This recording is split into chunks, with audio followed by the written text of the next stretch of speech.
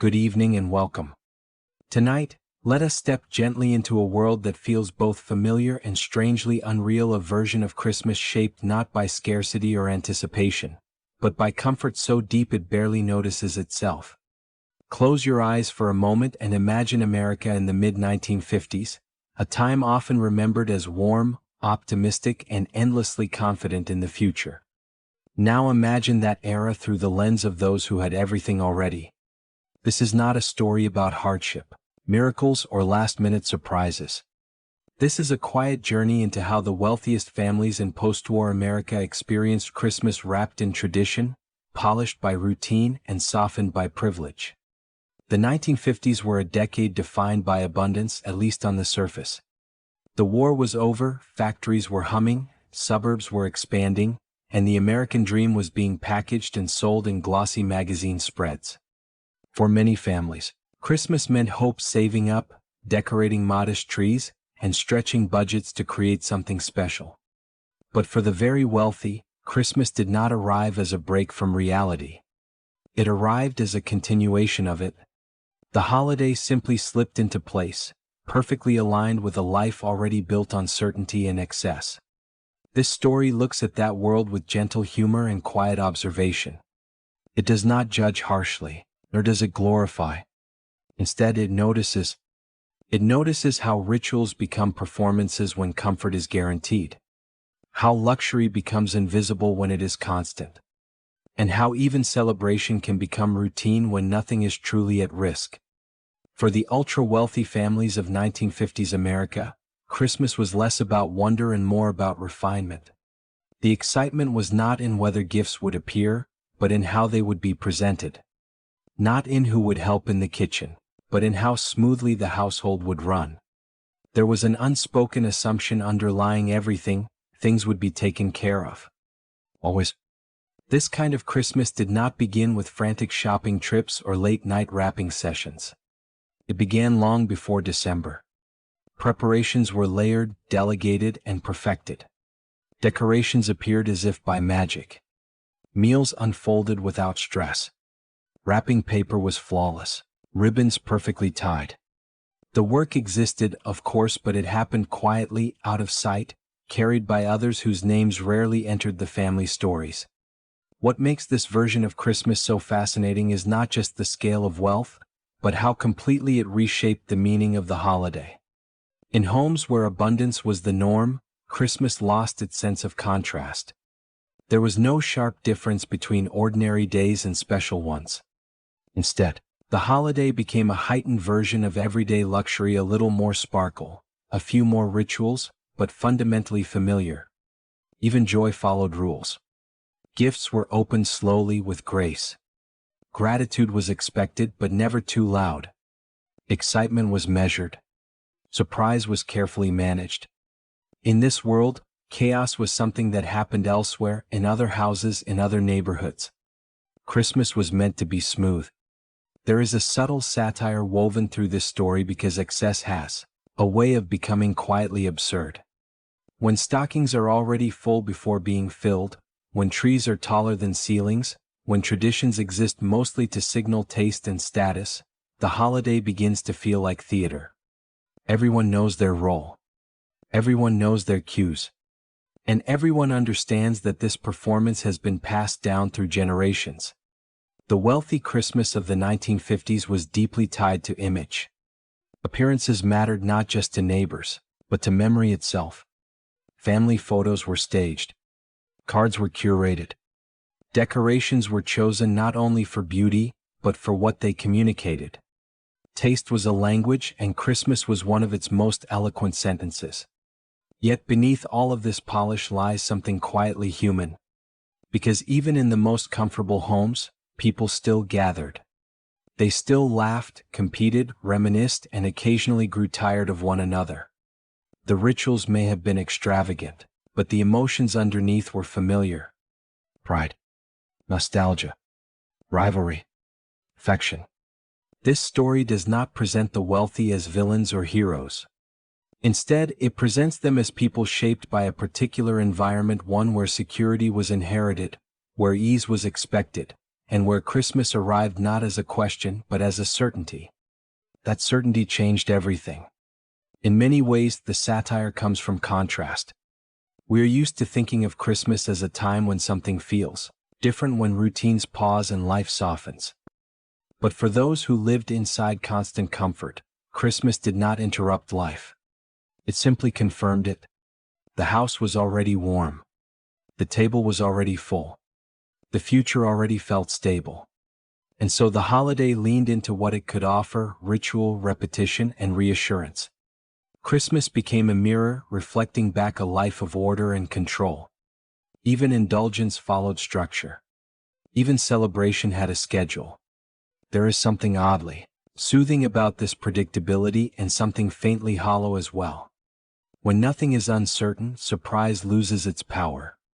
When abundance is constant, generosity becomes symbolic rather than urgent. When comfort is guaranteed, gratitude becomes polite instead of profound. And yet, the story never forgets that memory is powerful. For the children growing up in these houses, these Christmases became legends.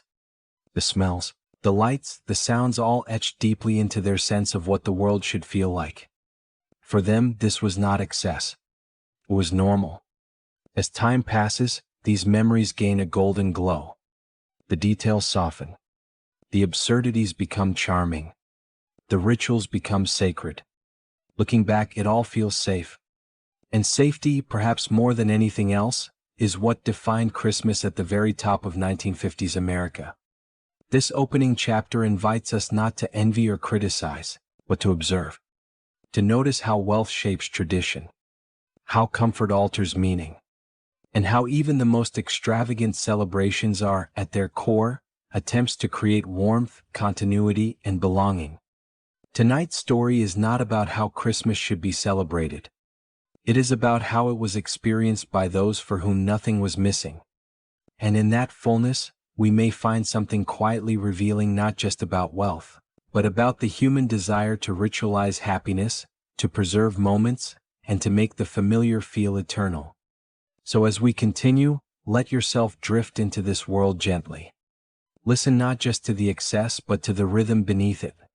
Because even wrapped in silk and certainty, Christmas still whispers the same question it always has: how do we hold on to comfort, and what does it mean when we never have to let go? And with that thought, we step fully into the house, the decade, and the long, glowing holiday night ahead.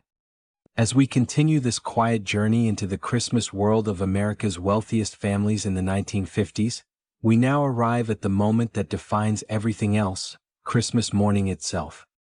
Not the frantic, joyful scramble many people remember, but something far more controlled, deliberate, and polished. This was a morning designed not to surprise, but to reassure. A morning where nothing was left to chance. In these homes, Christmas morning did not burst into existence with alarm clocks, tangled lights, or last-minute panic. It unfolded slowly, almost ceremonially, like a well-rehearsed performance that had been perfected over decades. The house was already awake long before the family stirred. Heat hummed through the floors. Curtains were drawn back at precisely the right moment. Coffee was brewed to exact preferences. The day did not begin when the family opened their eyes. It began when the household decided it was ready.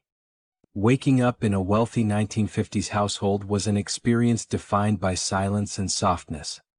There were no sharp sounds, no rush, no sense that time was slipping away. Christmas morning did not demand attention. It waited patiently. Bedrooms were large, insulated, and calm, filled with layers of imported linens and thick drapes that kept the outside world at a respectful distance.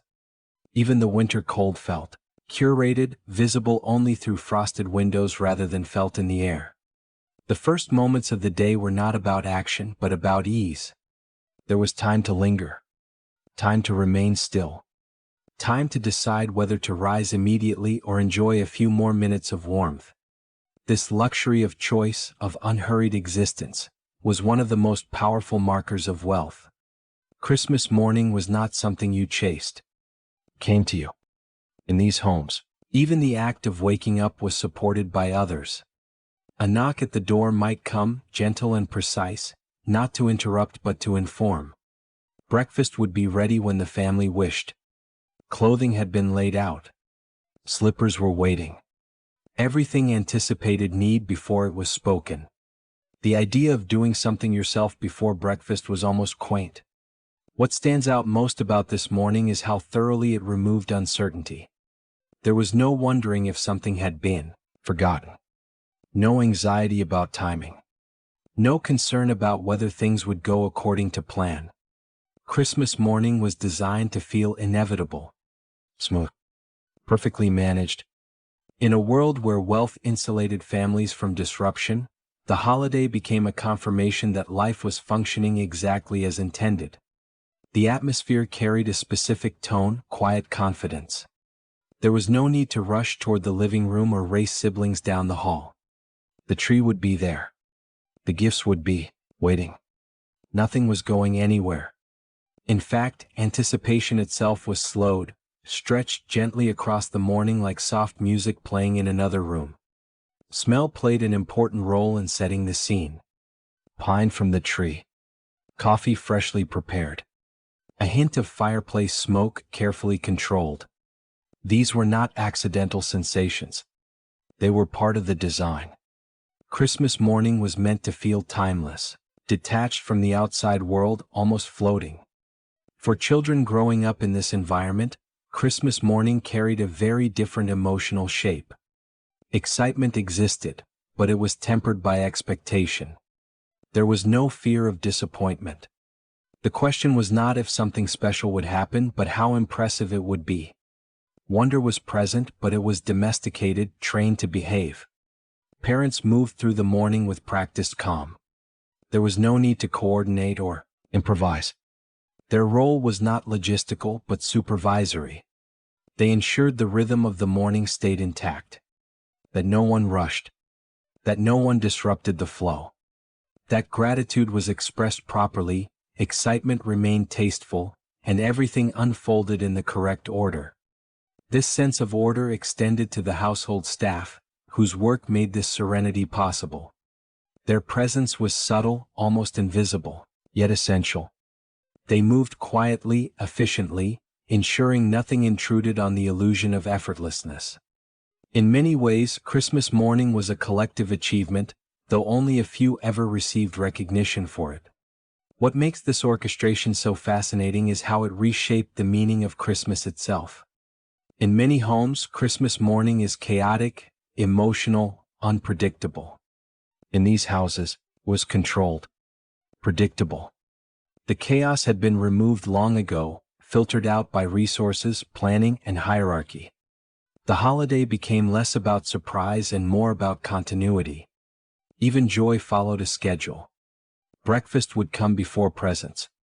Family members would gather at the appointed time. Everyone knew where to stand, where to sit, how to behave. There was comfort in this structure. The world felt stable, safe, unchanging. Christmas morning was not a disruption to daily life. It was a reinforcement of it. And yet, beneath this calm surface, there was also subtle pressure. When everything is perfectly arranged, there is little room for spontaneity. Children learned early that excitement should be expressed politely.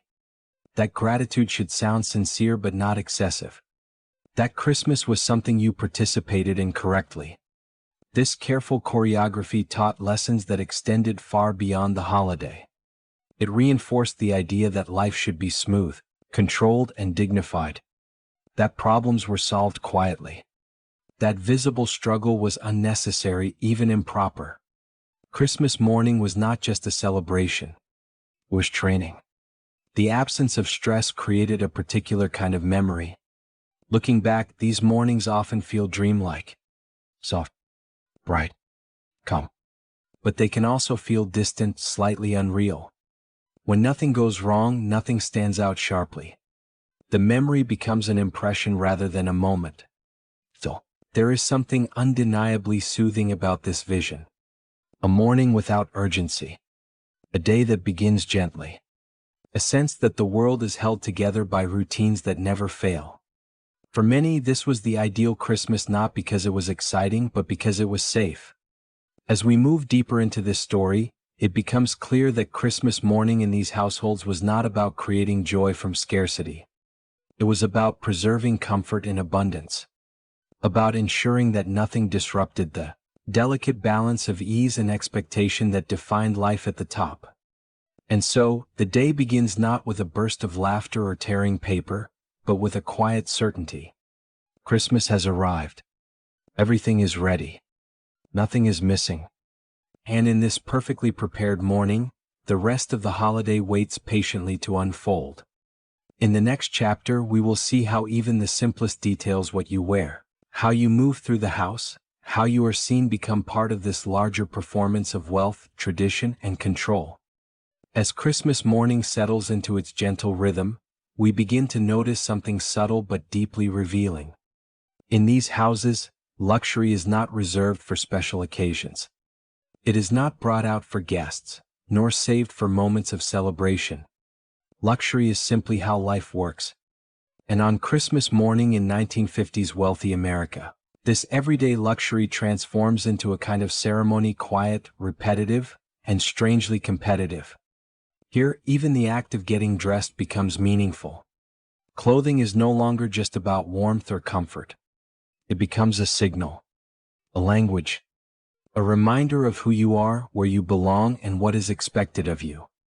On Christmas morning, this language is spoken softly, through silk, cashmere, and carefully chosen details that most people would never notice, but everyone in the house understands.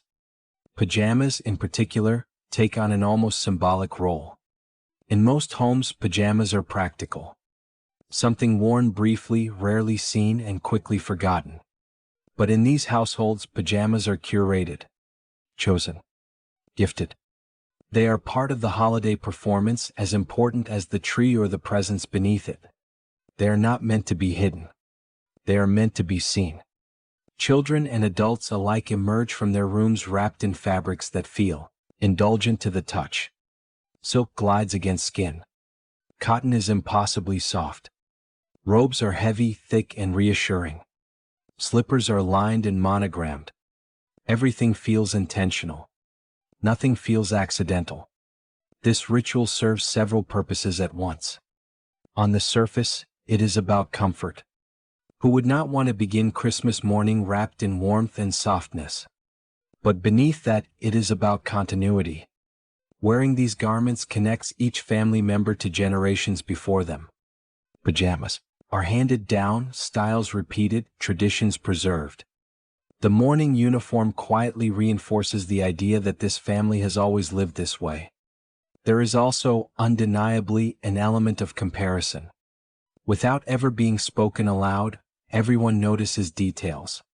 The quality of fabric, the stitching, the embroidery, whose initials appear in gold thread instead of white, whose robe seems newer, heavier, more extravagant. This is not competition in the loud sense. It is refined, polite, almost invisible. But it exists. Children learn this language early. They learn how to appreciate luxury without appearing impressed by it. They learn how to accept expensive gifts with calm gratitude. They learn that excitement should be controlled, and that admiration should never sound like surprise. In this world, to act amazed by comfort would be to admit you are not used to it. As family members pass one another in the hallways, there is a quiet exchange of glances, a nod of approval, a subtle assessment. The ritual is familiar enough that no one needs to explain it. Christmas morning attire is part of the unspoken code. You are dressed appropriately for the life you inhabit. What makes this particularly interesting is how ordinary it feels to those living inside it. There is no sense of extravagance, from their perspective. This is simply how mornings are meant to feel: soft, warm, orderly. Anything less would feel strange. In this way, luxury becomes invisible. It stops being special and starts being expected. This daily ceremony extends beyond clothing. How you move through the house matters. How you sit. How you hold your cup of coffee. How long you linger before breakfast. The entire morning is paced slowly, deliberately. Rushing would break the spell. Hurry belongs to other lives, other houses, other neighborhoods. In these homes, time itself feels different. Christmas morning is not governed by urgency or schedules imposed from the outside world. There is no work to prepare for, no errands to run, no pressure to maximize the day. Time stretches. It bends around comfort. This, too, is a luxury, one that is rarely acknowledged, but deeply felt. The daily ceremony of luxury creates a sense of insulation. The outside world feels distant. News, weather, and obligations fade into the background. Christmas morning exists almost entirely inside the house, within its walls, traditions, and routines. The world beyond is something to be observed later, perhaps from the window, but not engaged with yet. This insulation has consequences. When life is always soft, difficulty feels abstract. Problems are things that happen elsewhere. Christmas, in this context, is not a reminder of generosity or resilience. It is a confirmation that everything is working as it should, that the system holds. And yet, there is also comfort here. Real comfort. There is safety in routine. There is reassurance in knowing exactly how the day will unfold. The ceremony of luxury removes decision-making, uncertainty, and friction. It allows the family to exist within a carefully maintained bubble of ease. For the children, this ceremony becomes formative. It teaches them what normal feels like, what they should expect from life, what they should one day provide for themselves and their own families. Christmas morning is not just a memory. It is a blueprint. As they grow older, many of these children will recreate these rituals instinctively. The same fabrics, the same pacing, the same controlled expressions of joy. What feels like tradition is often repetition passed down not because it was chosen, but because it was absorbed. From the outside, this world can seem excessive, even absurd.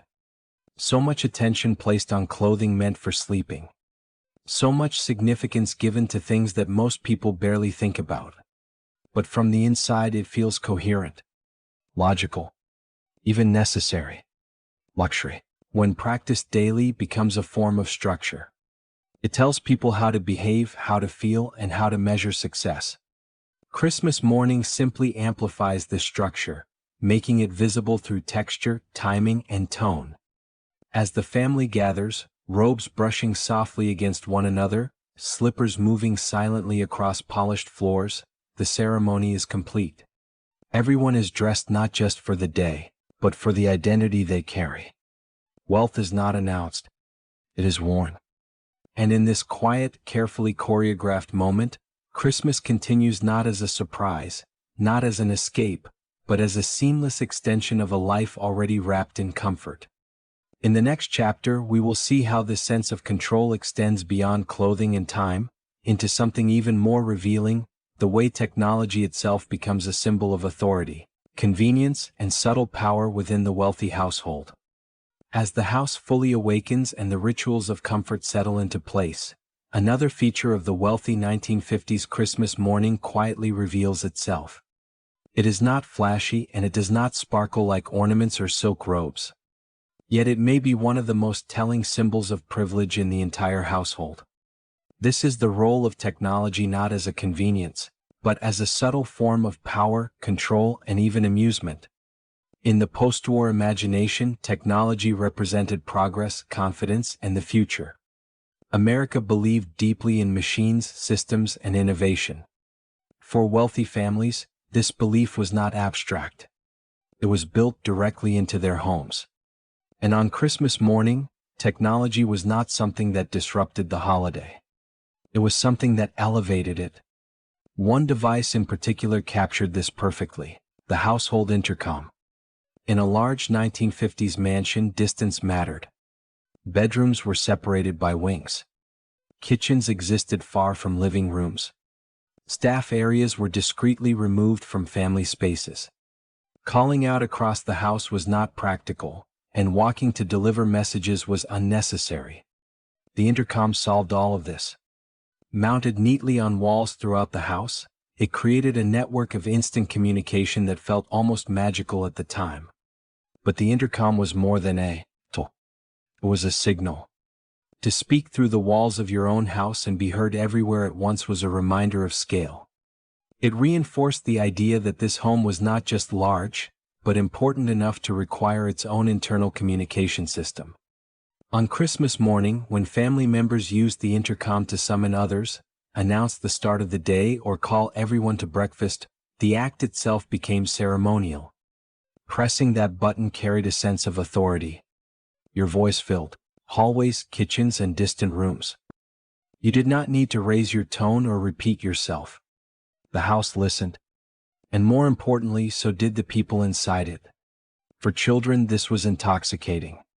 Christmas morning gave them a rare opportunity to step into this power. Paging siblings. Calling grandparents. Accidentally reaching the gardener instead of the guest room. Each announcement carried a thrill not of rebellion, but of control. It felt like being temporarily in charge of something vast and responsive.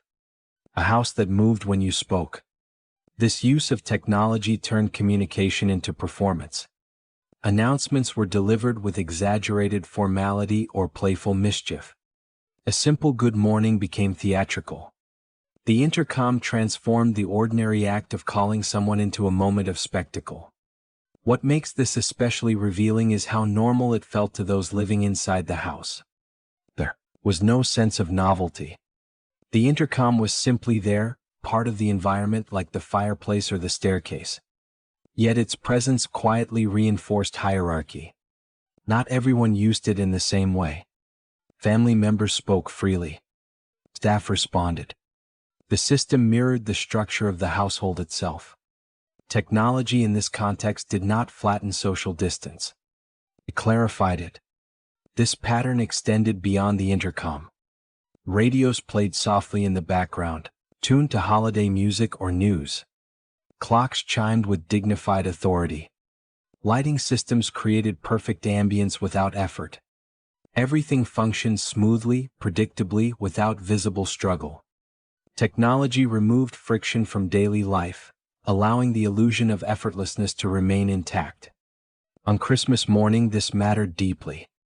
The absence of interruption was part of the experience. No missed calls. No confusion. No raised voices. Communication flowed cleanly, quietly, exactly as intended. The house operated like a well-run institution. There is a quiet humor in this too. Because for all its sophistication, the intercom also invited small moments of chaos. Buttons were pressed incorrectly. Voices echoed unexpectedly. Someone always forgot to turn it off. These moments became part of the holiday rhythm, tiny disruptions that felt harmless precisely because everything else was so controlled. In these moments, technology became play. Children experimented with voices. Adults tolerated it with amused restraint. Staff adapted seamlessly. The system absorbed all of it without breaking. This reinforced an important lesson: the structure was strong. Nothing small could disrupt it. That lesson extended far beyond Christmas. Growing up in an environment where technology anticipated your needs and responded instantly shaped expectations. It taught children that systems should work, that delays were unnecessary, that communication should be efficient and one-directional when required. These assumptions followed them into adulthood. Christmas morning simply made them visible. What stands out is how technology replaced the need for negotiation. You did not need to ask loudly. You did not need to search for someone. You did not need to compromise. You spoke and the house responded. This ease of command, exercised casually and without consequence, shaped how authority felt: natural, calm, unquestioned. In many homes, Christmas morning is loud. Voices overlap. People call out names. There is a joyful chaos to it. In these houses, technology smoothed that chaos into something quieter and more controlled. The holiday became less about noise and more about coordination. This coordination created a sense of calm that felt deeply reassuring. Nothing was out of reach. No one was ever truly lost in the house. The intercom connected everyone into a single system, reinforcing the idea that the family, like the home, was unified and well organized. At the same time, it subtly reinforced dependence. The house worked because the systems worked. The systems worked because someone maintained them. And those someone else's remained largely invisible. Technology allowed the family to feel self-sufficient while relying heavily on infrastructure and labor they rarely acknowledged. Christmas morning unfolded smoothly not because it was effortless, but because effort had been hidden. There is something very mid-century about this belief in systems. The 1950s trusted structure, trusted planning, trusted that the right tools could eliminate uncertainty. In wealthy homes, this trust was rewarded daily. And on Christmas morning it was celebrated. The intercom, the radio, the lighting, the heating all worked together to create a sense of control over environment and time. The outside world could wait. Inside, everything was already arranged. As family members gathered, summoned not by shouting but by gentle announcements, Christmas morning advanced to its next stage. Breakfast awaited. The day moved forward without friction. And once again, the house proved that it could deliver exactly what was expected of it. In the next chapter, we will see how this same desire for order and display transforms something even more familiar, the Christmas meal. Because in these homes, food is never just nourishment. It is ritual, performance, and quiet competition served on silver trays. As Christmas morning continues its slow, deliberate unfolding, we arrive at a moment that might seem ordinary at first glance, but in these households carries enormous symbolic weight: breakfast. In most homes, breakfast on Christmas morning is hurried, informal, and often postponed in favor of gifts. But for the wealthy families of 1950s America, breakfast is not something to rush through. It is the first major event of the day, and it is treated with care, structure, and quiet ceremony. This is not a meal meant to satisfy hunger. It is a performance. Before anyone sits down, the room itself has already been prepared. Light enters through large windows at just the right angle, reflecting off polished silver and pristine china. The table is set long before the family arrives, each place carefully arranged. Napkins are folded precisely. Cups and saucers are aligned. Everything suggests that this moment matters. Not because people are starving, but because tradition demands attention. The breakfast room, often called something more elegant than a simple dining room, feels removed from the rest of the house. It is calm, bright, and orderly. The chaos of the outside world, and even the excitement of Christmas itself, feels distant here. This space exists to reinforce a sense of control. You sit down not just to eat, but to participate. Food arrives in waves rather than all at once. Trays appear quietly. Plates are placed smoothly. There is no scrambling, no reaching across the table, no sense of urgency. Everything moves at a measured pace. Breakfast unfolds as if it has been rehearsed. What is served reflects the values of the household. Abundance is essential, but so is restraint. The table is full, yet nothing feels excessive in presentation. Eggs prepared perfectly. Toast crisp and evenly browned. Pastries arranged as if for display rather than consumption. Even fruit is treated with care, sliced and positioned to look effortless and refined. In these homes, breakfast communicates status as clearly as any gift. Imported ingredients, specialized dishes, foods that require time, skill, and planning. Nothing about the meal suggests improvisation. This is not comfort food. It is confidence on a plate. Conversation at the table follows similar rules. Voices are calm. Topics are light. There is laughter, but it is contained. No one dominates the room. No one interrupts. Even excitement is filtered through good manners. Children are expected to participate properly, to sit still, to speak politely, to wait their turn. This breakfast teaches lessons. Children learn how to exist in formal spaces.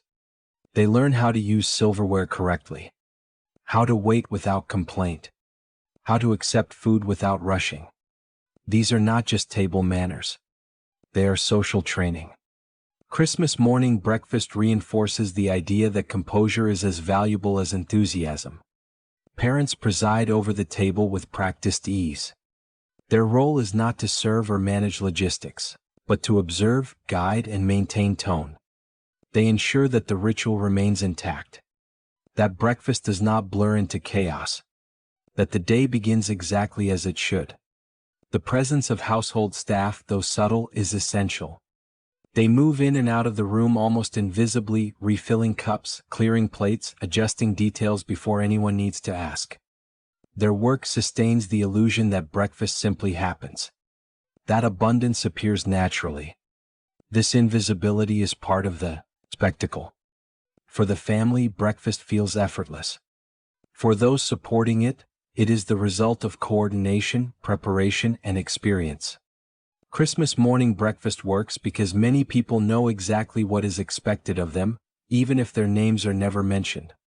What makes this ritual particularly revealing is how it delays gratification. In many households, children race past breakfast toward gifts. In these homes, breakfast comes first. Always. The anticipation is intentionally stretched. The holiday does not rush forward. It unfolds in layers. This delay reinforces a sense of control. Christmas is not something that overwhelms the household. It is something the household manages. Presents will wait. Excitement will wait. Breakfast must be completed properly before the next stage of the day begins. There is comfort in this order. The meal anchors the morning. It signals that everything is proceeding as planned, that nothing has gone wrong, that the house once again is functioning perfectly. Yet there is also something quietly theatrical about it. When food is prepared so carefully and eaten so calmly, it becomes symbolic rather than practical. Each bite feels less about taste and more about participation. You are not just eating breakfast, you are confirming your place in the ritual. Even indulgence is controlled. Rich foods are served, but portions remain elegant. Excess exists, but it is restrained by presentation and etiquette. The message is clear: we have more than enough, but we do not need to prove it loudly. This approach to food reflects a broader philosophy. In this world, true wealth does not shout. It signals. It does not rush. Wait. Breakfast on Christmas morning embodies that philosophy perfectly. The atmosphere at the table is calm, almost timeless. There is no clock watching. No pressure to finish quickly. Time bends around the meal. This, too, is luxury, the freedom to linger without consequence. As plates are cleared and cups emptied, there is a subtle shift in energy. Breakfast has done its job. It has set the tone. It has reminded everyone that the day will unfold smoothly, according to tradition. Only now is the household ready to move forward. The living room awaits. The tree stands ready. The next ritual approaches. But breakfast has already delivered its message. Christmas in this house is not about urgency or surprise. It is about continuity, structure, and the quiet reassurance that everything is exactly where it should be. In the next chapter, we will see how this same sense of ceremony transforms the moment everyone has been waiting for, gift giving, into something far more controlled, competitive, and revealing than simple joy. After breakfast has set the tone, calm, ordered, and carefully contained, the household finally moves toward the moment everyone has been anticipating. Yet even now, nothing happens quickly. In these homes, gift giving is not a spontaneous burst of excitement. It is a ritual shaped by expectation, restraint, and a deep awareness of being observed. Christmas presents are not simply opened. They are performed. The living room itself feels prepared for this moment. The tree stands tall and full, decorated not just for beauty but for balance. Ornaments are placed with intention. Lights glow evenly. Beneath the branches, gifts are arranged with a kind of visual logic, largest boxes positioned carefully, smaller ones layered around them, wrapping paper pristine and uncreased. Nothing appears accidental. Even abundance is organized. Before anyone touches a gift, there is a pause. Family members gather, finding their places as if instinctively. Children are reminded, gently but firmly, to wait. Parents exchange knowing glances. Cameras may appear. This moment matters not just for memory but for record. Christmas morning will be documented, preserved, and revisited. The performance must be done correctly. In these households, the act of opening a gift follows rules that are rarely spoken aloud, yet universally understood. Wrapping paper is not torn. It is carefully unfolded.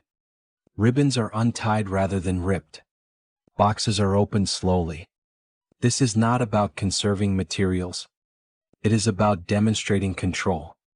Children learn quickly that enthusiasm must be measured. Too little excitement suggests ingratitude. Too much suggests a lack of familiarity with luxury. The ideal reaction sits somewhere in between, pleased, grateful, and composed. Smiles are encouraged. Gasps are optional. Screaming is discouraged. This balance is difficult, especially for the youngest members of the family. They feel excitement, but they are learning how to contain it. Christmas morning becomes one of their earliest lessons in emotional regulation. Joy is allowed, but only within acceptable limits. Gifts themselves often reflect careful planning. They are impressive, sometimes extravagant, but rarely surprising. Wishes have been discussed in advance. Preferences have been noted. The goal is not to astonish, but to satisfy expectations perfectly. Surprise is risky. Precision is safer. When a child opens a gift, the room responds. Applause may follow. Compliments are offered. Parents watch closely, gauging reactions. Is the response appropriate? Is gratitude expressed clearly enough? Has the performance landed as intended? This is not cruelty. It is conditioning. Gift giving in these households is as much about social learning as it is about generosity. Children are being taught how to receive, how to acknowledge wealth without appearing overwhelmed by it, how to show appreciation without revealing dependence. These skills will serve them later in boardrooms, social clubs, and formal gatherings where reactions matter. Adults, too, participate in this performance. When spouses exchange gifts, they do so with practiced ease. They feign surprise at items they selected themselves or approved weeks earlier. Their reactions are gentle, appreciative, and understated. Nothing disrupts the atmosphere. Extended family members follow similar patterns. Aunts and uncles present gifts that signal thoughtfulness and taste. Nothing feels out of place. Even humorous gifts are carefully chosen to remain within the boundaries of refinement. There is also competition here, though it is subtle. Who gave the most memorable gift? Whose wrapping is most elegant? Whose present receives the longest attention? These comparisons are rarely voiced, but they are noticed. For children, competition can be more direct. Siblings glance at one another's piles. They measure box sizes. They quietly calculate value even if they lack the language to describe it. Christmas morning becomes an early lesson in comparison. Yet, because everything is abundant, disappointment rarely lingers. If one gift falls short, another follows quickly. The sheer volume ensures that no single moment defines the experience. Abundance acts as a cushion, absorbing emotional highs and lows. What stands out is how controlled the chaos feels. Wrapping paper accumulates, but it does not scatter wildly. Boxes are stacked neatly. The room never truly descends into disorder.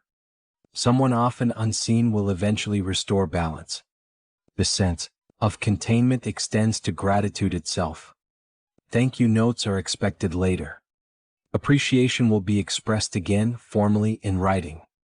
Christmas morning is just the first act in a longer ritual of acknowledgement.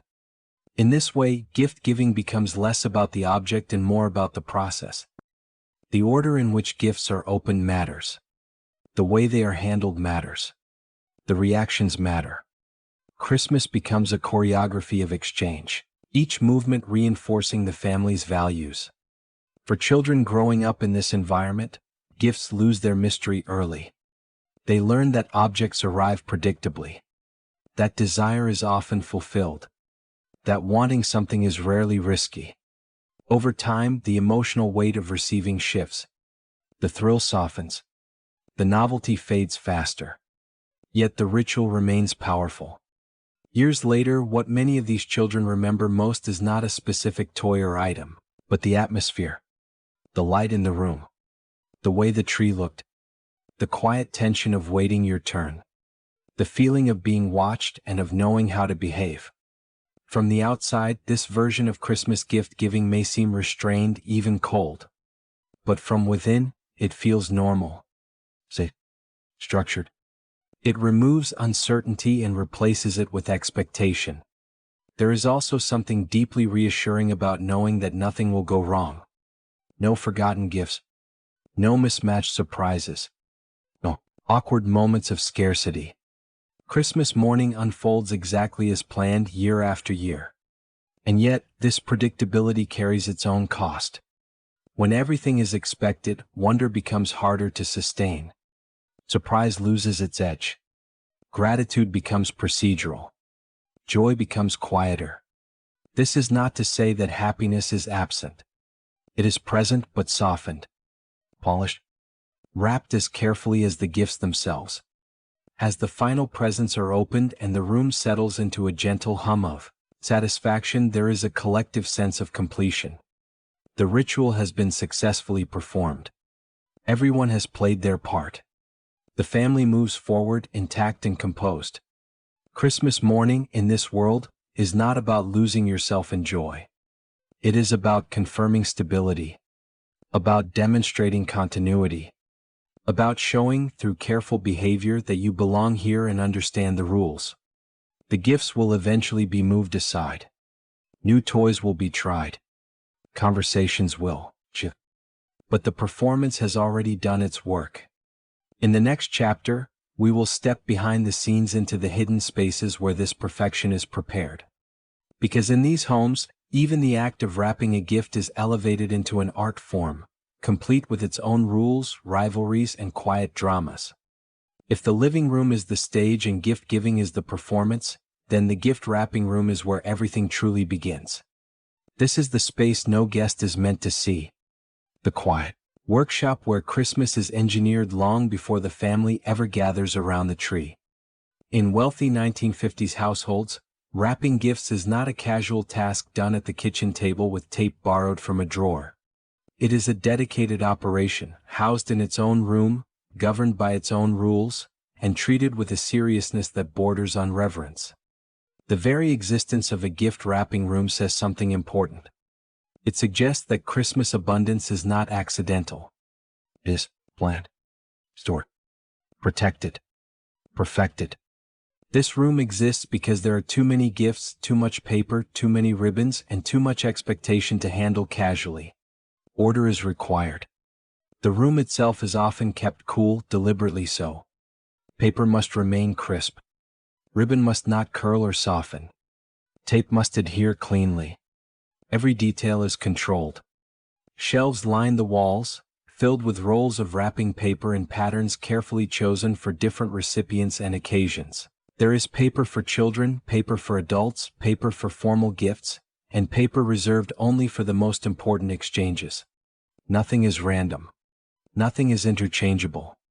In the center of the room sits a large table, polished smooth, wide enough to accommodate oversized boxes and long fabric-like lengths of paper. Scissors, often more than one pair, are kept sharp and pristine. Ribbon spools are arranged by color, width, and finish. Gift tags, never store-bought, wait in neat stacks ready for handwritten names. This room is not chaotic. It is calm, quiet, purposeful. Wrapping here is not rushed. It is methodical. Every fold is measured. Every edge is aligned. Corners are tucked with geometric precision. A poorly wrapped gift is not just a mistake. It is a failure of care.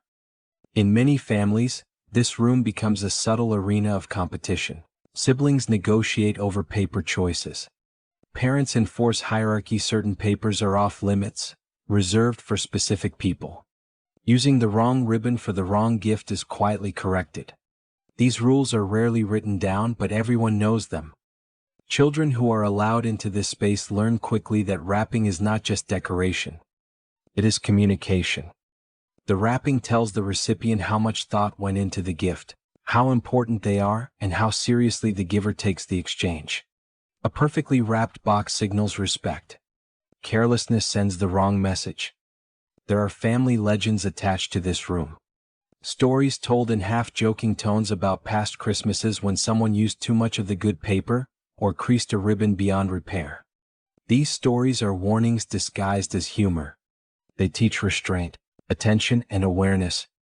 Adults often hover here, offering advice whether it is needed or not. Suggestions about bow technique. Gentle corrections about alignment.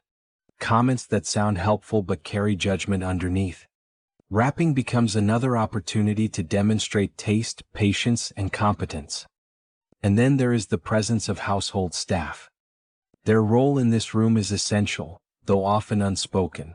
They prepare materials, maintain order, and sometimes complete the wrapping themselves, especially for gifts meant to look flawless. Their hands know the techniques instinctively. Their work ensures that when gifts appear under the tree, they look effortless. Yet their contribution remains invisible. The family experiences the result, not the process. The wrapping room absorbs labor the way the rest of the house absorbs noise, quietly, efficiently, without acknowledgement. What makes this space so revealing is how seriously it treats appearance. The gift inside matters, of course, but the exterior must match its value. Wrapping becomes a promise, a signal that what lies beneath is worthy of attention. This attention to presentation mirrors the broader values of the household. Life, like gifts, should look orderly. Excess should be beautiful. Effort should be hidden. The wrapping room is not just about Christmas. It is about worldview. There is also a sense of anticipation embedded here. Boxes are stacked, labeled, and stored, waiting for the right moment. The gifts exist before the holiday does. Christmas morning is simply the unveiling of something already complete. This changes how surprise functions. When gifts are prepared so far in advance, surprise becomes controlled. Nothing is impulsive. Nothing is last minute. Everything has been considered, approved, and placed exactly where it belongs. For children, sneaking into this room is tempting. It feels forbidden, charged with possibility. A glimpse of stacked boxes can spark imagination, speculation, and secret alliances between siblings. The wrapping room becomes a place of mystery not because it is chaotic, but because it is closed. Parents understand this power and guard the space carefully. Doors are kept shut. Access is limited. The illusion must be preserved. Christmas magic depends not on spontaneity but on concealment. When the wrapping is complete, the room returns to stillness. Scissors are cleaned. Paper ends are trimmed. Supplies are restored to order. The room waits, silent, until next year. This meticulous process ensures that by the time gifts reach the living room, they look perfect. No wrinkles. No mismatched colors. No visible tape. The performance is seamless. From the outside, this level of care may seem excessive. But within these households, it feels logical. When everything else in life is structured, Christmas must be as well. Disorder would feel out of place. The gift wrapping room represents a hidden truth about wealth. Abundance requires management. Without structure, excess becomes messy. This room exists to prevent that mess from ever appearing. And so, while Christmas morning appears calm and effortless, it is supported by hours of unseen preparation. The wrapping room holds that effort quietly, allowing the rest of the house to remain smooth, bright, and composed. As we step away from this hidden space and return to the visible parts of the holiday, one thing becomes clear. Christmas in these homes is not defined by chaos or surprise. It is defined by control, planning, and presentation. In the next chapter, we move back into the public view where neighbors, guests, and the outside world enter the picture. Because Christmas for the wealthy is not only about family. It is also about being seen, remembered, and quietly measured against everyone else. Once the gifts are wrapped, the breakfast consumed, and the morning rituals completed, Christmas in these households expands beyond the family itself. The holiday begins to reach outward, into neighborhoods, social circles, and carefully maintained hierarchies. Because for the wealthy families of 1950s America, Christmas is never only private. It is also public. And in that public dimension, status is quietly negotiated through ritual. These rituals do not announce themselves loudly. There are no speeches, no declarations, no overt displays of dominance. Instead, status moves through subtleties. Who sends a card, how it looks, where it is displayed, who visits, who is invited, and who is merely acknowledged. Christmas becomes a social language, and every detail is a word in a long, carefully written sentence. One of the clearest expressions of this is the Christmas card.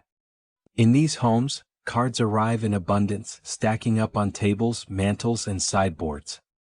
Thick envelopes, cream-colored paper, gold embossing, carefully posed family photographs. Each card represents a connection, a relationship, a place within a social network. And each one is noticed. Cards are not treated equally. Some are placed front and center, positioned where they will be seen immediately by guests. Others are moved slightly aside. A few are relocated quietly to less prominent surfaces. This is not cruelty. It is curation. The arrangement reflects importance, closeness, and influence. Children notice this even if they are never explicitly told. They learn which names carry weight, which families matter, which cards receive comments and which pass without remark. Christmas becomes an early lesson in social mapping. Parents, especially mothers in this era, take these rituals seriously. The arrival of cards is tracked. Who sent one? Who did not? Who included a handwritten note? Who reused last year's design? Each detail becomes a data point. None of this is openly discussed, yet it shapes decisions throughout the year. Outgoing cards are handled with equal care. Messages are polite, warm, and deliberately vague. Nothing too personal. Nothing too revealing. Just enough to maintain connection without inviting intimacy. Names are written carefully. Addresses double-checked. Mistakes avoided. A poorly addressed card sends the wrong signal. This exchange creates a quiet competition. Not a race but a comparison. Who has the most cards? Who has the most impressive ones? Who seems most connected? Christmas becomes a snapshot of social reach. Beyond cards, there are visits. Some neighbors stop by briefly, welcomed with warmth and efficiency. Drinks are offered. Compliments exchanged. Conversations remain light. These visits are pleasant but controlled. Others are more formal, scheduled in advance, marked by expectation. The house prepares itself accordingly. Who comes inside matters. Who stays in the doorway matters. Who is invited later for dinner or drinks matters most of all. Children absorb these distinctions instinctively. They watch how adults behave differently with different guests. The tone of voice, the length of the visit, the ease or formality of conversation. Christmas teaches them that relationships are layered and that access is earned. Even decoration participates in this signaling. The exterior of the house is carefully managed. Lights are elegant, balanced, tasteful. Not too modest, not too loud. The goal is admiration, not commentary. Neighbors notice. Comparisons are made. A sense of quiet rivalry emerges even if no one admits it. Inside, decorations follow similar rules. Trees are tall and symmetrical. Ornaments coordinated. Nothing clashes. Nothing looks improvised. The house communicates stability, taste, and continuity. It says this family knows who they are. Photographs taken during the holiday serve a similar purpose. Family portraits are staged, polished, and preserved. These images will be mailed, framed, and displayed. They become artifacts of identity, proof of unity, proof of success. Children are coached carefully for these moments. Where to stand, how to smile, how to hold themselves. These instructions may feel minor, but they carry weight. A photograph lasts longer than a moment. It will represent the family long after Christmas has passed. What is striking about these rituals is how much effort is invested in appearing effortless. Nothing should look forced. Nothing should look strained. Wealth, in this world, expresses itself best when it seems natural. Christmas provides the perfect stage for this illusion. Everything feels generous, warm, and inviting, yet boundaries remain intact. Visitors are welcomed but not too deeply. Connections are maintained but not examined too closely. The holiday becomes a balancing act between openness and control. There is comfort in this predictability. Everyone knows what is expected. Everyone knows their role.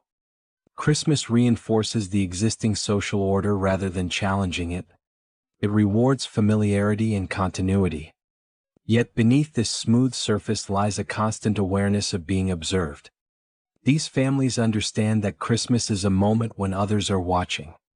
Neighbors notice decorations. Friends compare cards. Relatives remember gifts.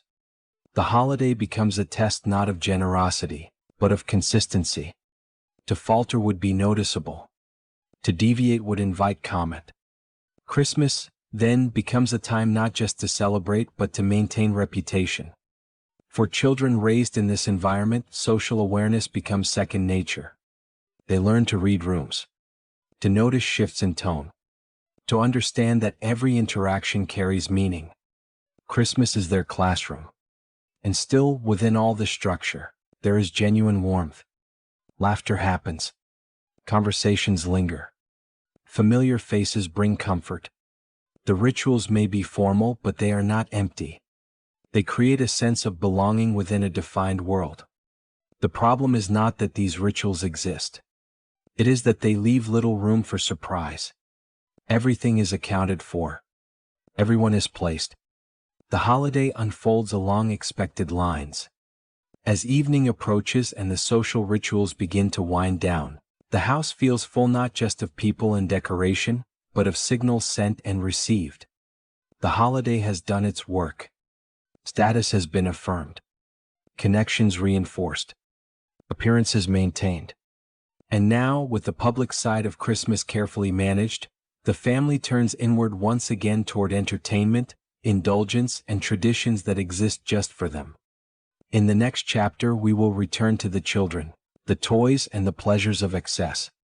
Because in these households, Christmas is not complete without abundance so great it almost overwhelms itself and yet, somehow, never quite does. As the social rituals quiet down and the house settles back into itself, Christmas shifts once again, this time toward indulgence. The formal moments are complete. The cards have been noticed. The visits have ended. Now, the focus turns to abundance in its most visible form: toys, entertainment, and the promise of endless amusement. In wealthy 1950s households, this phase of Christmas is not chaotic, but it is expansive. It reveals what happens when desire is rarely limited by cost or availability. The living room begins to transform. Wrapping paper has been cleared away, boxes stacked neatly to the side, and new objects slowly take over the space. Trains circle the tree on polished tracks. Dollhouses open to reveal tiny, perfectly furnished rooms. Mechanical toys whir softly. Everything is new, pristine, and impressive. What stands out immediately is scale. There are not just one or two gifts meant to occupy the day, but many, sometimes more than a child can meaningfully absorb. Toys arrive in waves, each one carefully chosen, each one meant to delight. But when delight is constant, it changes shape. Excitement becomes flatter, less intense, spread thin across abundance. Children move from toy to toy, testing, inspecting, briefly playing before drifting to the next. There is curiosity but little urgency. No single object carries the weight of the day. If something fails to impress, it can be quietly set aside. Another will take its place. This is where Christmas in these homes begins to resemble something modern, an early version of unboxing culture. The joy comes not just from possession, but from the act of opening, revealing, and displaying. Each toy is examined, admired, and then added to the growing landscape of abundance. For adults, this scene is reassuring. It confirms that expectations have been met, that generosity has been expressed fully, that nothing feels lacking. Parents watch from a distance, satisfied not by the children's intense excitement, but by the absence of disappointment. Technology plays an especially important role here. Radios, record players, and eventually televisions become the centerpiece of Christmas indulgence. A new appliance is not just a gift, it is a symbol of progress, modernity, and forward movement. Owning the latest device confirms that the family is not only wealthy but current. When a television appears, the room changes. Attention shifts. Chairs are repositioned. The household gathers. The screen glows softly, offering cartoons, holiday specials, or films. This shared focus creates a new kind of togetherness, quieter, more passive, but deeply absorbing. For children, these devices are mesmerizing. They represent access to a wider world without leaving the house. For parents, they represent convenience. Entertainment that requires no supervision, no setup, no cleanup. Christmas becomes smoother, easier, more contained. Toys themselves reflect the values of the era. They are sturdy, well-made, and often educational in appearance. Chemistry sets, building kits, trains that teach precision and patience, dolls that mirror idealized domestic life. Even play carries a sense of preparation for adulthood, for responsibility, for maintaining order. This does not mean play lacks imagination. It simply means imagination is guided, structured, encouraged within certain boundaries. The toys invite creativity, but they also reinforce norms. Children learn not only how to play but what kinds of futures are considered appropriate. There is also comparison here, as always. Siblings glance at each other's toys. Cousins quietly assess who received what. Value is estimated even if never spoken aloud. Christmas becomes another lesson in hierarchy, softened by abundance. Yet because there is so much, competition rarely turns sharp.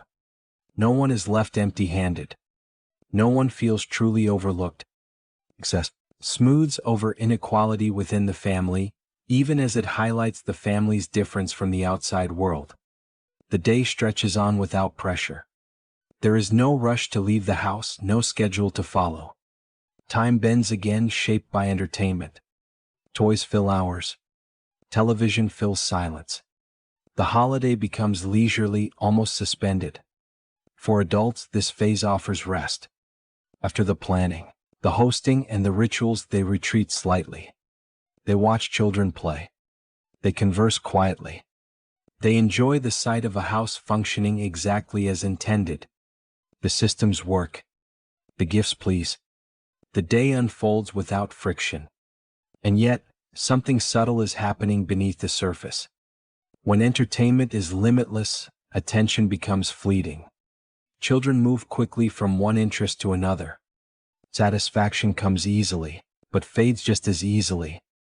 The memory of the day becomes a blur of objects rather than a single cherished moment. Years later, many of these children will struggle to remember which toy mattered most. What remains instead is a feeling, a sense of fullness, comfort, and safety. Christmas felt complete. Nothing was missing. This is perhaps the defining feature of this kind of holiday. It removes sharp edges. It eliminates longing. Desire is fulfilled before it can grow intense. The result is a calm happiness rather than a dramatic one. From the outside, this abundance can look overwhelming, even excessive. But inside the house, it feels controlled. Toys are stored neatly. New possessions find their place quickly. Order returns. As afternoon light shifts and energy begins to soften, the toys remain scattered, not chaotically, but as evidence of a day well supplied. Entertainment has done its job. It has filled time, distracted minds, and reinforced the idea that comfort is endless. Soon, attention will turn again. Toward evening traditions. Toward dinner. Toward moments that require a different kind of participation. But for now, the house rests in the glow of excess, quietly satisfied, gently full, and completely certain that Christmas has delivered exactly what was expected. In the next chapter, we will encounter some of the holiday's most curious moments, traditions so unnecessary, so extravagant, that they reveal something deeper about wealth and boredom. Because when everything is available, even celebration begins to search for novelty. When abundance becomes normal, celebration must work harder to feel special. In the wealthiest households of 1950s America, Christmas traditions did not just emerge from faith or family history, they evolved out of comfort, repetition, and a quiet fear of sameness. Once food, gifts, and entertainment were guaranteed, families invented rituals not out of necessity, but out of boredom. These traditions often made little practical sense. In fact, their uselessness was part of the appeal. Cold weather pool plunges are a perfect example. Jumping into freezing water on Christmas morning served no purpose other than proving you could afford to do something so uncomfortable purely for tradition's sake. It was a ritual of endurance wrapped in humor, proof that the family had reached a level of security where discomfort could be voluntarily chosen, documented, laughed about, and repeated every year. The same logic applied to elaborate dressing rituals. Matching pajamas, monogrammed robes, color-coordinated slippers. These were not about warmth or modesty. They were about participation, belonging, being visibly part of a unit that could afford to turn even sleepwear into a status symbol. Everyone knew the rules. You dressed properly, even for breakfast. You appeared polished even before coffee. Christmas morning was staged from the moment you woke up. Not for strangers, but for the family itself. Ritual replaced spontaneity. Another curious tradition was the use of technology as ceremony. The household intercom was not just functional, it became theatrical. Announcements echoed through marble halls. Summons replaced shouting. Even communication was elevated, formalized, and slightly absurd. Calling family members to breakfast over an intercom was not faster than walking down the hallway. It simply felt more important. It turned a normal moment into an event. In houses where nothing needed to be efficient, everything could be dramatic. Gift wrapping itself became a ritual performance. Entire rooms dedicated to paper, ribbon, scissors, and bows. Temperature-controlled spaces to protect materials. Rules about which paper could be used and when. Arguments over ribbon choices. Stories passed down about past wrapping disasters. The gift was no longer the point. The presentation was. In these rooms, families competed quietly. Not openly, but through precision. Clean edges. Perfect folds. Calligraphy tags. Wrapping became a test of discipline and taste. A poorly wrapped gift was not just sloppy, it was a social failure. Then there were the traditions that existed purely to fill time. Extended family photos. Endless retakes. Matching sweaters imported from overseas. Everyone arranged by height, age, or importance. The process was uncomfortable, slow, and mildly irritating, which is exactly why it endured. Suffering together, even in small ways, reinforced unity. The resulting photograph rarely captured joy. Instead, it preserved effort. Proof that everyone showed up. That no one escaped the ritual. Years later, these photos became artifacts not of happiness, but of participation. Another hallmark of excess-driven tradition was competitive generosity. Charity balls, donation drives, and public giving were sincere in part but also performative. Wealthy families did not just donate. They donated visibly. Pledges were announced. Applause followed. Names were remembered. The act of giving became a social ranking system, where generosity and prestige overlapped. Christmas charity became less about need and more about recognition. Even neighborhood activities followed this logic. Caroling was not just about spreading cheer, it was a parade. Fur coats, lanterns, coordinated songbooks. Families moved together through the streets, singing loudly enough to be noticed, politely enough to remain respectable. The cold did not matter. The voices did not matter. What mattered was presence. Inside the house, boredom quietly shaped new customs. Board games stretched late into the night not because they were fun but because they created tension. Monopoly, in particular, became a tradition precisely because it caused arguments. In homes where conflict was usually subtle and controlled, a game allowed emotions to surface safely. Accusations, alliances, betrayals, then laughter. Monopoly was not about winning, it was about releasing pressure. Children, sensing the loosened structure of the holiday, invented their own rituals. Late-night rebellions, forbidden snacks, raids on adult-only rooms. These moments mattered deeply even if adults dismissed them as chaos. In a household built on order, rebellion became its own form of tradition. Adults, meanwhile, retreated into rituals of nostalgia. Cigars by the fire, brandy in heavy glasses. Stories repeated every year with slight variations. Tales of past hardship, spoken gently, almost ceremonially. These stories served a purpose. They reminded everyone that wealth was not guaranteed forever. That someone, somewhere in the family line, had once lived differently. Hardship became a story, not a threat. Perhaps the strangest traditions were the ones no one questioned anymore. Lighting displays so large they strained the local power grid. Decorations visible from far beyond the property line. The competition with neighbors never spoken, always understood. No one remembered who started it. But every year the lights grew brighter. These rituals did not exist because they were meaningful in themselves. They existed because meaning needed to be manufactured. When survival is assured, celebration becomes performance. When comfort is constant, novelty becomes the goal. And so Christmas in these homes grew elaborate, even surreal. Traditions piled atop traditions, not to deepen joy but to prevent emptiness, to ensure the day felt full. Yet beneath the absurdity, something human remained. These rituals created shared memories. Even ridiculous ones lasted longer than perfect gifts. Long after toys were forgotten, people remembered the freezing pool, the argument over wrapping paper, the night Monopoly fell apart. Excess did not erase emotion, it redirected it. In the next section, we will turn our attention to a quieter contrast, the invisible people who made all of this possible. Because behind every polished ritual stood an army of staff, moving silently, ensuring that Christmas appeared effortless while experiencing it very differently. For every moment of effortless luxury enjoyed by the wealthy during Christmas in 1950s America, there was an entire world operating just out of sight. While family members drifted from breakfast to presents to parties, another group carried the real weight of the holiday. The staff.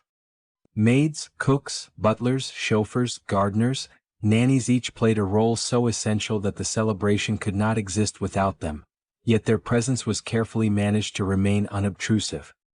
The greatest success of a rich family's Christmas was not abundance. It was smoothness.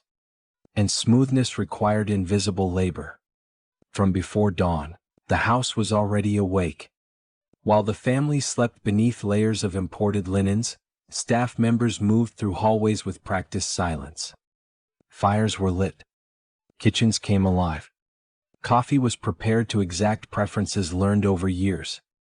Breakfast tables were set with precision, each place arranged according to hierarchy, habit, and expectation. By the time the family emerged, the illusion was complete. Christmas appeared to unfold naturally, as if by magic. The structure of household labor in the 1950s followed strict, almost ceremonial rules. Everyone knew their place.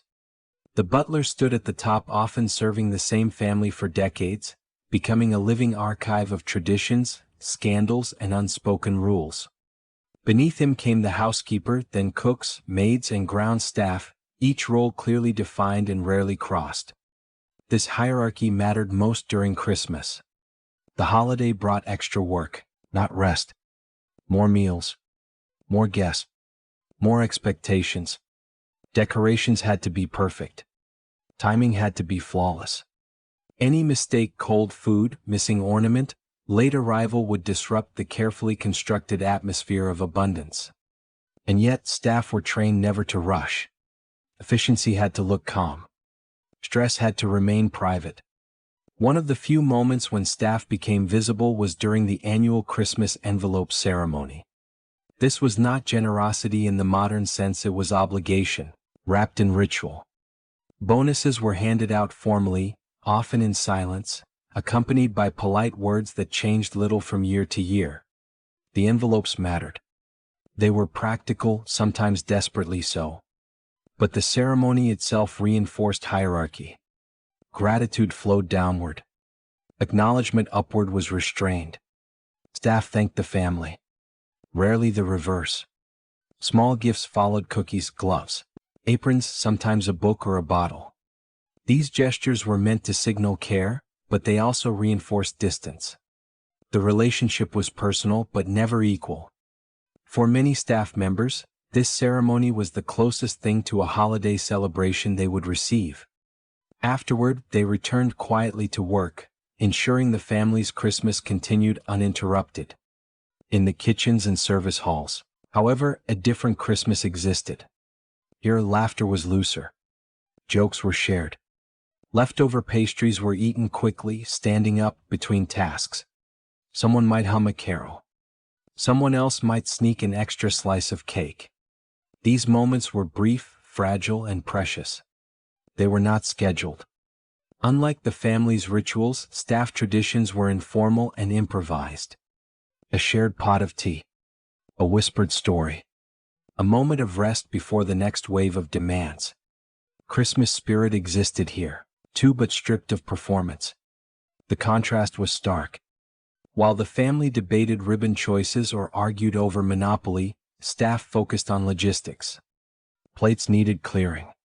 Fires needed tending. Guests needed coats retrieved. Every emotional high upstairs translated into extra work downstairs. Even the most extravagant traditions, the charity balls, the caroling, the midnight snacks, created ripples of labor. Someone pressed the coats. Someone packed the car. Someone stayed behind to clean up the aftermath. And yet, professionalism required emotional neutrality. Staff were expected to observe everything and comment on nothing.